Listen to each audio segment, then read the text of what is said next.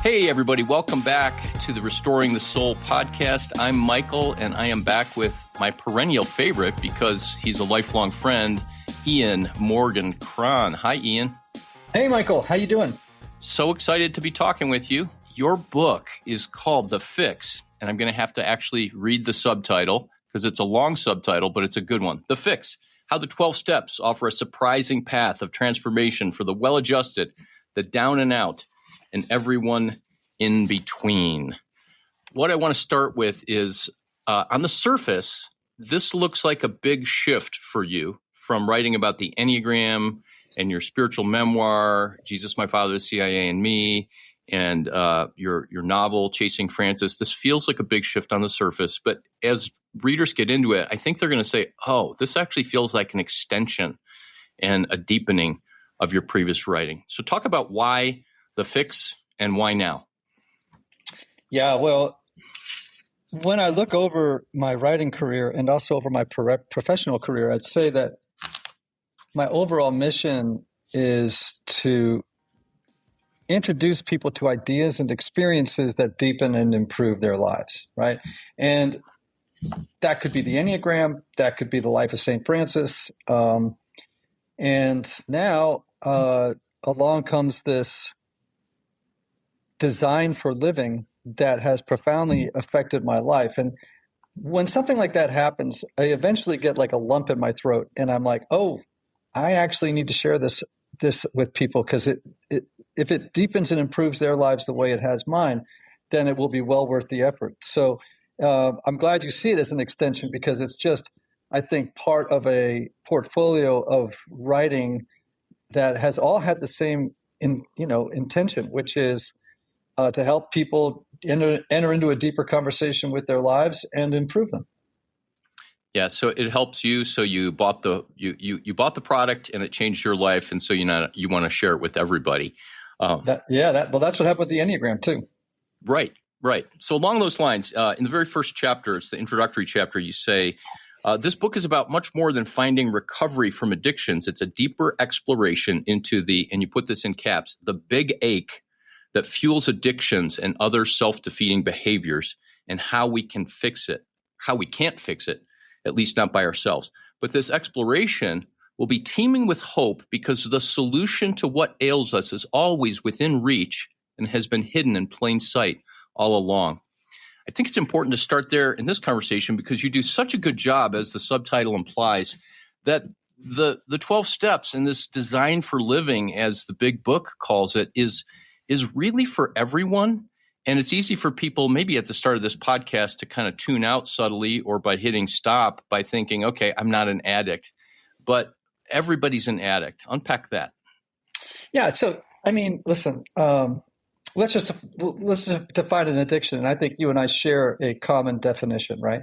That an addiction is a compulsive, unhealthy relationship with a person, a behavior, or a substance that has mood-altering effects and negative consequences. Now, I don't know anybody who doesn't have a relationship with some person, behavior, or substance with mood-altering effect and negative consequences, right? I mean, human beings are wired for addiction, right? We are neurologically vulnerable for addiction. And if you don't have an addiction, you're just one click away from it. Trust me, right? Like it's just how it goes, right? Spiritually speaking, I think we're also set up for it, right?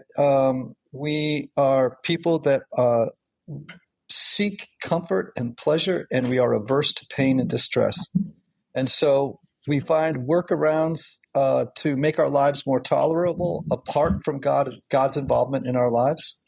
And whether that can take the form of drugs, alcohol, porn, people-pleasing, workaholism, you name it. I mean, there's a catalog of addictions that is too long to enumerate, right?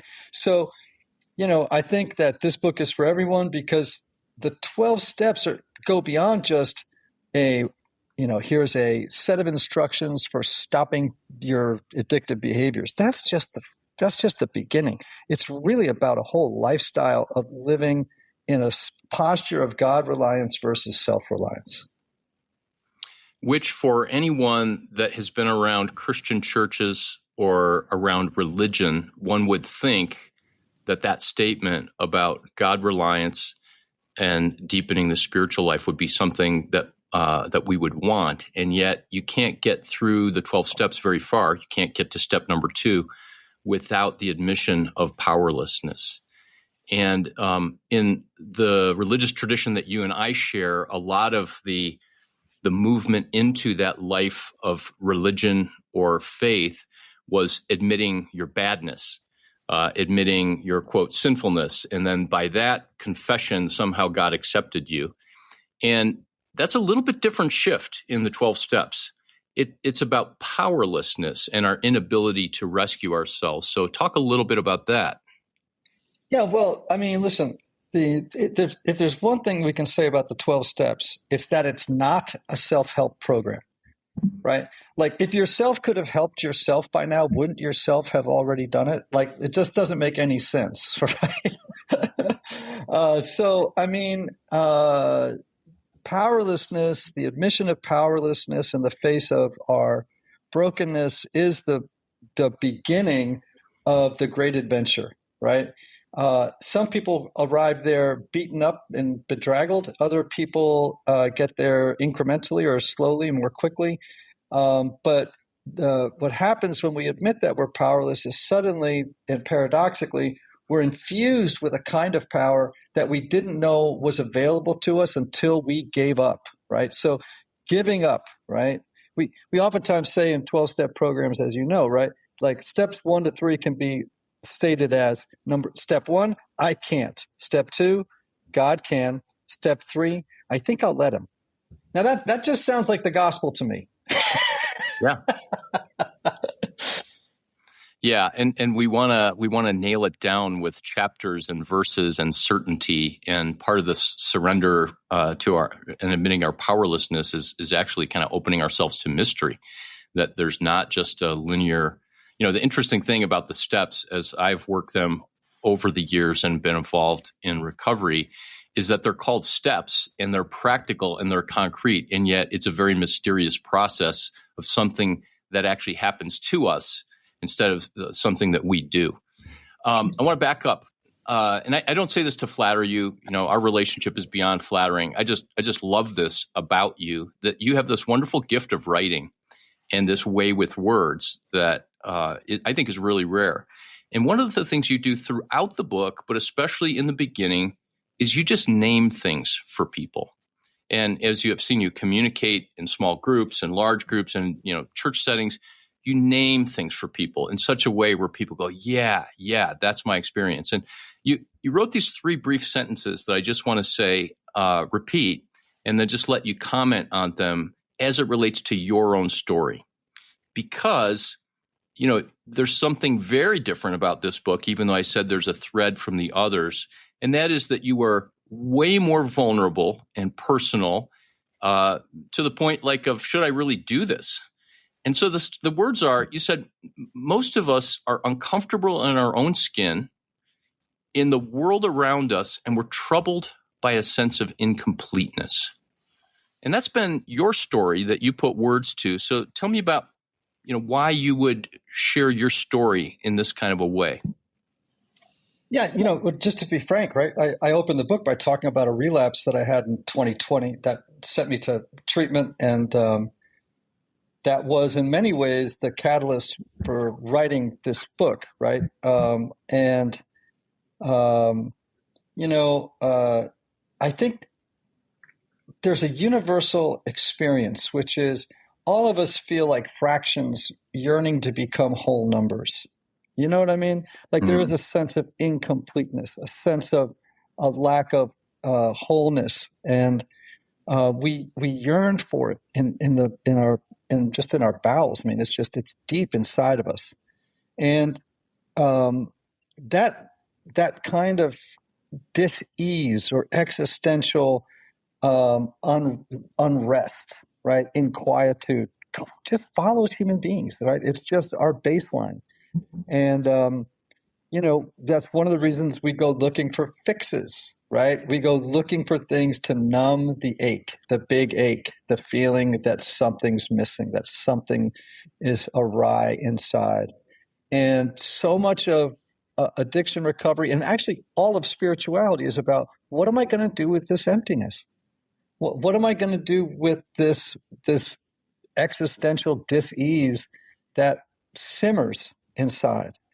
So recovery is about learning how to live life on life's terms, to live life with that ever-present sense. And now, I don't want to make this sound glum. It's not really. It's just reality, right? And because reality wins 100% of the time, I got to figure out how to dance with it in a better way than I have before. Yeah. So thank you again for responding to that. But even the phrase, we all feel like fractions and we long to become whole, that is just so descriptive. And as soon as you said that, I was like, yeah, that's it. So you're saying with this universal idea that not only we're all addicts, but we all have this existential longing, this emptiness, where we're a fraction and not whole. And we all do something in an attempt to become whole that's actually counterproductive, that backfires, that comes to enslave us and get a hold of us, which is what the addiction aspect is. Say a little bit about, just in terms of your personal story, how that began to happen to you in 2020 and before, as opposed to the sobriety that you had, 2 or 3 decades ago. Because you make a statement in the book saying that sobriety and the recovery work you did, I think you said it this way, that you didn't really get the 12 steps. There was something about it that didn't sink in to the place where it has this time relative to before. Yeah. I mean, I think the first time around, I'd say I was auditing the class. I didn't really sign up for credit. You know what I mean? And I don't think I consciously did that. I wasn't ducking anything. I think it actually was part and parcel of some of the problems that got me into the rooms in the first place, which is, I just didn't quite feel like I belonged. And I would sit in rooms and I'd hear the steps. And I learned a lot about 12-step recovery. I read a lot about it. I studied it. But in terms of really living the program, I don't think I was, I just didn't, I could give lectures on it, but I just wasn't living it.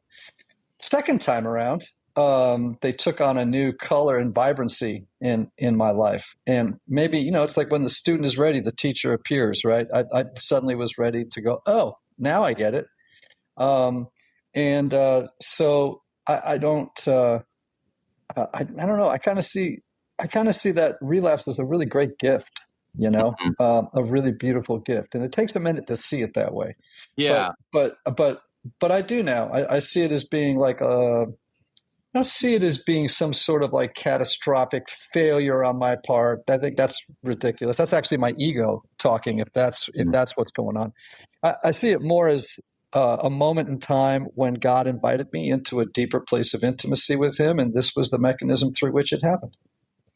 That is a pretty radical but resonant way of thinking about this, because it's filled with compassion. And it actually, the sensibility of that is like, yeah, that's the kind of God that I want to be attached to, versus that, you screwed up, or that any one of our relapses or backstep or something like that is somehow offending God, or he's deeply disappointed with us, when you're actually able to say that it's a gift. I want to just sit with that for a minute. So can I just say one thing about that? Yeah. So it's very curious to me. Like, there's been a number of people who've read the manuscript, and the only people who sometimes give me just a kind of hint of shame, or you should, that's really not good, whatever, are Christians. And I'm like, wait a second now, hold on a second. Are we reading the same book? Are we reading the same Bible? Like, why would any of this surprise us, that we make mistakes? That we're learning on the journey of life, right? I was just thinking, I was listening this morning to Prince's song, Let's Go Crazy, and I love the opening line. Dearly beloved, we are gathered here today to get through this thing called life. And I'm like, I don't know why this should be a surprise, right? To people have missteps and misadventures on the spiritual journey. And I'm not exempt from them. And what's so funny is the people that are the most compassionate, accepting, caring, gracious, excited, thrilled, encouraging. They're people in the basements of churches. They're not upstairs. They're downstairs in the basement where they have 12-step meetings together. It's just, and again, this isn't a universal experience. Not every Christian has been this way, but a couple have been like a little bit like finger waggy. And I'm like, oh, isn't that interesting? The very people who should be most gracious and kind and excited to hear what you learned are the ones who place barriers between me and grace. And I'm like, no, I'm not going to co-sign. Stay with us. We'll be right back. What if healing didn't have to take years? Hey friends, it's Michael. At Restoring the Soul, we guide men, women, and couples through intensive counseling that brings deep transformation, often in just a few weeks. And our mission is fueled by generous people like you. Now you can become a monthly partner by setting up a recurring donation of any amount. If you give $20 or more on a monthly basis, I'll send you a signed copy of my book, Sacred Attachment. To set up a monthly gift, visit restoringthesoul.com and click Donate. Make sure in the notes section to type the word book. Thanks for helping to restore lives. That crap. That's so good. So you talked about the church basements, and that is a metaphor, but it's also where so many 12-step meetings take place. Two of the ones that I've been a part of in recent years are in church basements. But you write in the book how Bill Wilson, the co-founder of AA, the original 12-step group, said that the 12 steps are as applicable to the people up in the church sanctuary as the people in the basement. And that's kind of what we're talking about, right? And that's the part about that this book is for the well-adjusted, the down and out, and everyone in between. The well-adjusted may be the people that are the ones wagging the finger at you, right? The quote-unquote well-adjusted, right? So as a seminary graduate and as somebody that speaks to churches and organizations with lots of Christian and religious people, what's your hope for that well-adjusted person who may or may not be a finger wagger, but really, really feels like life is working pretty well for me? Or somehow like I would never darken those steps to go down into the basement. That's not for me. What would your hope be for them if they have this book and they've not yet picked it up yet?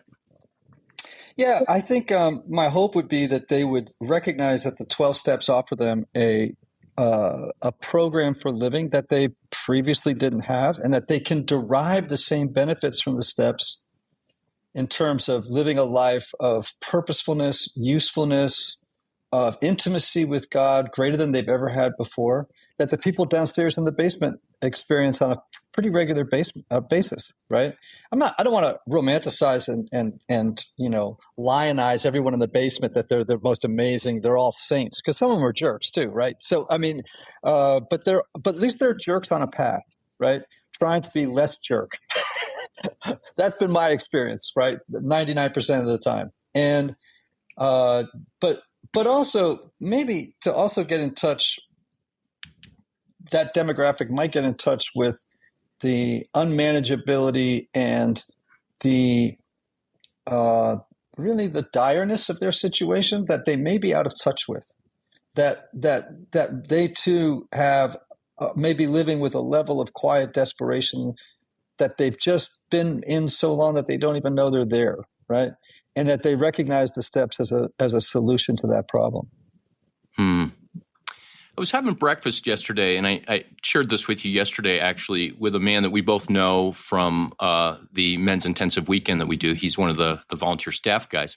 And he was sharing about how he's in a space in his life where the organization that he's worked for a while, in his own personal journey, that they seem farther and farther apart. Like it's hard for him to feel like he belongs there, and not relationally speaking, but more kind of the DNA. And you wrote that my old version of Christianity had failed me, and you came to see that your conception of God was terribly confused and distorted. And that's, again, written by a guy with a Master of Divinity and a whole bunch of doctoral classes at one of the top universities and a writer of 5 books. What was distorted and confused or unhealthy about your understanding of God? and not Yeah. like doctrinally what the beliefs that you had, but like the inner, experience and core there. Yeah, as we all know, right? So often the mental conception that we have of God is deeply formed by the relationship we have with our caretakers in early childhood, right? And I grew up in a really alcoholic, drug addicted home, and it was very chaotic. And my parents were, mentally ill and deeply distressed and distracted by their own problems, which made parenting very, very spotty and difficult at best. And I think the feeling I came to realize that I have is that God always saw me as a pest. You know what I mean? Like God always saw me as being like, oh gosh, here he is again. You know what I mean? Like, because that's how my parents responded to me as a kid growing up. You know what I mean? It's like, oh, he's got another problem. It's like, boy, we don't have time for more problems. We got enough problems as it is, right? And and I think that was just one facet of the distorted conception that I had about who God is and how God sees me. And it takes a while to rinse that stuff out of the system, and to begin to realize that God doesn't see me as a pest, which was the experience I had with my parents, And I think it doesn't matter how many degrees you have or years you have or anything else. We're always having to be in the process of updating our operating system's understanding of God, and I think that's just part of the adventure. It's always like, oh, there's a dimension of God's character I just didn't see before.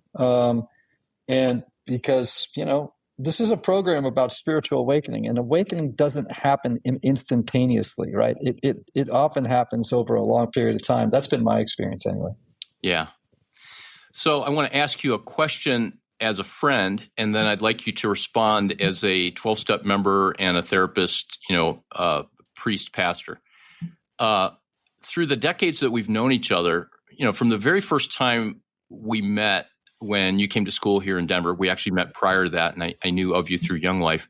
We instantly connected over personal growth and spiritual growth and depth. And we went to lunch the first time back in 1990. Early 90s. And, we had this deep conversation about the brothers Karamazov and Gabriel Garcia Marquez and how it stirred our hearts and what were the implications of that for life and relationships. And, you've gone to conferences and I've gone to conferences and we've been in therapy and we've shared all of that struggle in life together. And then 2020 comes and you go to treatment. And I've had conversations with so many people over the last couple of weeks, just in particular, who I've had the privilege of working with for 3, 4, 5 years in different capacities. And they're like, I can't believe I'm still here. I can't believe I'm still struggling with this. Or they'll reach out to me with a text message and a prayer request or say, will you call me back? And this happened again. And they're just beating themselves up. And I guess my question to you is, why does it take so very long for change to happen? I heard you say that our degrees and our intelligence and the amount of, quote, work we do it doesn't determine it. But it seemed like there was this catalyst that something happened where in the 4 years since you went to treatment, I think my observation has been that you have grown profoundly and deeply through this particular kind of work that feels like it's built on top of everything else. So I guess as a friend, I want to say, what would you say to my friends that are beating themselves up so badly and wondering why they're still not any different? Yeah. Sometimes I'll have a sponsee or someone come to me and they'll be like, oh man, I'm the worst of all sinners. And I'm like, don't flatter yourself. Not to mention the fact that sometimes the worst of all sinners, the St. Augustines of the world and others usually have such a profound experience of grace as a result of their missteps and misadventures that they end up becoming our greatest saints, So, I mean, it's like, I don't know, it seems to me that what we tend to think is that growth and transformation in the spiritual life should happen on a straight line graph. But the truth of the matter is it's a squiggly graph, and you just have to watch the trend, right? Am I trending upward or am I trending downward, right? And along the way, you're going to have ups and downs, but you got to just keep looking at the overall trajectory of the graph, right? I sort of liken my spiritual life sometimes to the stock market, right? It's like, it has up days, it has down days, but just watch the trend line. Where is it going over a long period of time, not where is it going over the course of 2 days? And people tend to get too microscopic in self-evaluation, right? They get like, okay, at this moment, I can't believe I'm doing this again. It's like, well, pull back on the lens and step back and look at the overall trend line and make whatever evaluations or judgments you want to make on that basis. And not only that, but Mike, I sometimes wonder, who am I even to come up to have the audacity to say to accurately self-analyze my growth, like that. I don't even know if I'm qualified to do that. So I don't know. I guess what I would say to those folks is it's going to take a minute. It's just going to take a minute. Everything takes infinitely longer than you thought it was going to at the beginning of the adventure, right? Every time, I think about the Lord of the Rings, and they're trying to get to Mordor or whatever it is with the ring, and every time they turn around, there's another mountain to climb, right? Mm-hmm. There's another hill. There's another group of, orcs with daggers waiting. It's like, well, that's just how it is. Yeah. And two things strike me in this conversation. One is that how, even as I asked you to speak to them, the beauty of the 12 steps is that it's not just steps that you read about in a book, and hopefully people will read it in your book, but that it's highly relational. That the key ingredient, the secret sauce, if you will, is that 12-step groups have really nailed the idea of community. That, you can pick up the phone and call a group member, a sponsor, a fellow in the program, and say, here's what I'm struggling with, or here's what I want to do, or here's what I just did do. And you're going to get compassion and acceptance and like, yeah, me too kind of thing. And you offered that in your response. The other thing is that struggle, at least within myself, about, why am I still here? Why did I screw up? It's about the ego. And you make a profound statement toward the end of the book where you say that whenever, we're thinking about ourselves, that's the ego. And that we get to a place where when we begin to accept the fact that this ego is there and always looking out for our own self-interest, that our ego actually becomes our friend. Completely counterintuitive. So talk about that. Well, I mean, look, the ego isn't bad per se. It just needs our help. It just needs good leadership. It just needs our help, right? The ego is that narcissistic, crazy little voice in your head that is, wants you to believe that you're God, that you're in charge, and that you have the answers, that you're in control, that your life is manageable. And it's like, always whispering in your ear, like, it's okay, baby, we got this, right? And it's like, and then proceeds to make a mess out of your life, right? And that small self, that ego self, it's just an insecure, lost, frightened part of us that wants to take the reins from God and from life. And, we just have to learn to spot when that impish little creature has taken the wheel of the bus again, and that has to happen multiple times throughout the day. Like I'll give you an example. Someone asked me, how do you know when your ego is in control? Someone said this to me once. I said, I'm easily offended. Like I'll go into a store and someone will say something in a snippy voice. I'll be like, I beg your pardon. You know what I mean? Like, and then I'm like, oh, look who's here.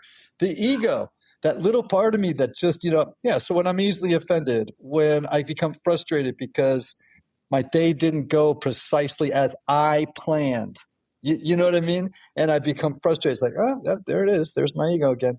And at those moments, I have steps, right, that I can take to not kill the ego or destroy the ego, but really more to right size it, like to be able to look at it and go, oh, hello. And I see that you think that life should cooperate with all of your wonderful plans, and it's not going to do that today. And so we're just going to we're going to reduce the swelling here on our ego and learn to roll with what life is throwing at us and do so with emotional balance. That's just what the steps do. They kind of give us these tools on many, many, many, many levels to be able to just navigate our inner and outer worlds in much more wise and loving ways. Ian, which of the steps has been the most difficult for you? And I'm guessing that you'd probably start with the first step of admitting you're powerless and that your life became unmanageable. Well, that actually came pretty easy this time around. But, Okay. But unmanageability is a tough one for some people, because they look at their lives and they think, well, I mean, I've got 2 cars in the garage, I got a nice house, I've got a retirement account, I'm kind of crushing it at work, or I've got my health, I haven't gotten divorced, I haven't, they just come up with a list of reasons their life is man. But unmanageability can take many, many forms, right? Like I tell people all the time, like, okay, so you didn't lose all your stuff, but how's your emotional life? Are your emotions unmanageable? Is your anxiety unmanageable? Is your depression unmanageable? Is your rage and anger outbursts unmanageable? How about maybe you don't like the word unmanageable? Let's try the word intolerable. Is your life intolerable right now? It's like there's just a lot of ways to play with unmanageability to get people to see it. I don't know, hard steps for me. Well, I mean, I think there's no question, and this is hard for everybody, I think, is 8 and 9. Made a list of all people we had harmed and became willing to make amends to them all is step 8. And then step 9 is made direct amends to such people wherever possible, except when to do so would injure them or others. And in the book, I say, look, I made a list of all the people that I had harmed, not just in my active addiction, but ever. Right? That's what the steps do. The steps don't just say when you were using or drinking or overeating or whatever your thing is, right? Like it's like just write down the names of everybody you've ever harmed, right? And then become willing to make amends to them all. Well, part of what makes that difficult is I got a couple of people, and I have a separate list that I call "Hell no, I'm never forgiving that schmuck" list. You know what I mean? Like. I am never going to go make amends to that person because that person hurt me infinitely more than I ever hurt them, right? Like your pride. And who's that, by the way? Oh, there's the ego again. There's the ego going into self-protection mode, taking the moral high ground, making judgments about who hurt who worse, And it's like that's a hard – so I do have a couple of people left on my list, that I talk about this in the book, like how do you deal with those types of people in your life? What kinds of practices can you begin to engage to try and soften and warm your heart toward people that you feel hurt you more than you hurt in the past? But it's so important, Mike, so to think of it this way. The way I break down the steps is you have the first 3 steps are about repairing your relationship with God or clarifying or, re-engaging or whatever the word is you want to use. Then 4 through 7 are really about repairing your relationship with yourself. And then 8 and 9 about repairing relationships with others. And then 10 through 12 is how do I cultivate a lifestyle that promotes and supports health in each of those domains of my life going forward, right? So it's a simple program. It's not easy, but it's pretty simple, right?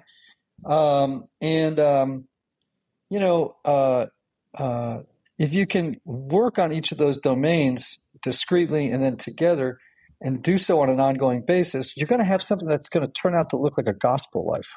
And that's pretty exciting, right? To have a plan. Okay, I got a plan. Here's the plan, right? I'm going to organize my life around living these steps. And in so doing, I'm going to live a surrendered, compassionate, self-aware life. And I'm going to move through the world with a lot less friction and being more of an addition than a subtraction to people's experience around me. Say that again, if you can. The whole thing? I'm gonna live a surrendered life and move through the world this way, because those are such compelling words that I think the person that's listening to this, that's gone to church the longest and read the most self-help books, they're going, I want that. And most people haven't found that until they encounter this or some other kind of spiritual path out of the ashes. Yeah, I mean, look, this is about integration. This is about okay. So your typical person in a church pew or whatever their spiritual orientation is, wherever they go, like if you were to turn to them and say, "What's your plan for spiritual transformation?" They would go, well, they would come up with a vague description of things they do, right? I go to church, I got a small group, and I read my Bible and I pray. It's like, okay, great. And those are all good things. I don't want to put it down. No shame. But you don't have a plan. Like you're just vaguely swimming around doing a couple of things, but you don't have a plan. And one of the things I love about the 12 steps and is that they provide us with a roadmap. Right? Like, here's a plan. I'm not saying it's the plan. I'm not saying it's the only plan. All I'm saying is, guess what? Here's a time-tested, evidence-based plan that has literally saved the lives of tens of millions of people, maybe more. And what they have derived from this, you can too. And you can have a plan that you can, get to work on and begin to realize a level of spiritual awakening and intimacy with God that you didn't know existed before. I can personally relate to the fact that, like you, I have been a religious professional, and until I had an encounter with the 12 steps more recently than I would have liked to admit, I don't think I had that kind of spiritual awakening. I wouldn't have used that language. I would say spiritual conversion many years ago. I would say that I've experienced significant moments of transformation, but I wouldn't say spiritual awakening. And that was something that I don't even think I knew I needed. And you're saying that can be the end result and the process. Yeah, well, actually, Mike, Bill Wilson, the guy who wrote the 12 steps, actually says that the whole point, bottom line, no editorial, the bottom line is the 12 steps are designed to facilitate a spiritual awakening of sufficient force that it renders our need for numbing substances, behaviors, relationships, unnecessary, right? And suddenly we are no longer egocentric as a result of working those steps. We become theocentric, God-centric, right? And when you do that, then suddenly your need to have other ways of coping with life, that need is expelled, right? And suddenly you find yourself living on a spiritual versus an ego basis. This is just gospel, right? This is like people say to me all the time, I don't know about the 12 steps because maybe it's not like a Christian thing. I'm like, are you out of your mind? Like, this is just the gospel in 12 steps. That's all this is. It's completely continuous. It just is devoid of all the gilded theological language we tend to throw around. It's just very, very basic. It's like, here it is, right? Get right with God, get right with yourself, get right with other people, and then keep it up. Start over, right? Just keep doing that, right? And it's like, that sounds like Jesus to me. Wow, this is so good. I know you have a little bit of time, but so I want to transition toward talking about steps 10 and 11. Step 4 is that we made a fearless and searching moral inventory of ourselves. So we basically take account, we list what the 12 steps call character defects, or as you talked about in the book, you like to refer to them as character defenses, because sometimes people coming in with such shame, the idea of character defects, they're not able to, almost tolerate that yet. But step 10 then takes that idea of taking inventory, and it says that we continued to take personal inventory, and when we were wrong, promptly admitted it. And that feeds right into step 11, which I'd really like, this is what I'd like us to kind of end on here as we land the plane of this conversation. Step 11, sought through prayer and meditation to improve our conscious contact with God as we understood God, praying only for knowledge of his will and the power to carry that out. What does that look like for you on a daily, weekly basis? This idea of continuing to take inventory and then to develop conscious contact with God. Yeah, well, it's interesting, right? Like when we talk about having a spiritual awakening, some people tend to think, oh, well, I'm waiting for the moment, right? Actually, I think what the steps do is set us up for serial spiritual awakenings, right? Some that are quite dramatic and others that are just sort of the daily little surprises, right? Because, Anthony de Mello, the Jesuit teacher, he once said that spirituality is waking up. That is how he defines spirituality. It's about waking up. And so our participation in that is engaging in practices that will improve and awaken us to the immediacy of God's presence in and around us, right? And to then align ourselves with whatever it is that God is up to in any given moment, right? And to cooperate with it, to be with it, to be used as an instrument in the midst of it, right? So for me, I just do what I'm told, by my sponsor and by teachers in the past, man. My day begins with prayer and meditation. It begins with journaling. It begins with, interestingly, the first thing that comes to my mind every morning, and I'm not saying this is just out of force of habit, right? But the first thing I think of in the morning are two prayers that I say in bed before I put my feet on the ground, right? The first one is, open my lips, O Lord, and my mouth shall proclaim your praise. Create in me a clean heart, O God, and renew a right spirit within me. Cast me not away from your presence, and take not your Holy Spirit from me. Give me the joy of your saving help again, and sustain me with your bountiful spirit. That's the first prayer. Second prayer is from the third step in the big book of AA. It's, God, I offer myself to thee to build with me and to do with me as thou wilt. Relieve me of the bondage of self, that I may better do thy will. These are just the immediate things that I do first thing in the morning, right? Like to make sure that I get up and that my footing is right, because life presents us with adversity and difficulties.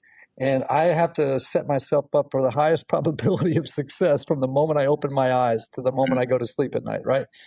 And so there are practices that I do, but I'm always thinking, I hope, how do I keep coming back to the presence of God in this moment and what he's up to, and how do I join him?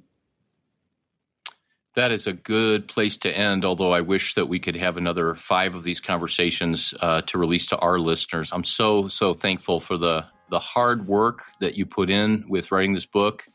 I'm so thankful for your personal disclosure and vulnerability, and I'm trusting and hoping that this message gets out to so many people. So thank you, Ian, and we'll talk again soon. Thanks, Michael. So we've wrapped up another episode of Restoring the Soul. We want you to know that Restoring the Soul is so much more than a podcast. In fact, the heart of what we have done for nearly 20 years is intensive counseling. When you can't wait months or years to get out of the rut you're in, our intensive counseling programs in Colorado allow you to experience deep change in half-day blocks over 2 weeks. To learn more, visit restoringthesoul.com. That's restoringthesoul.com.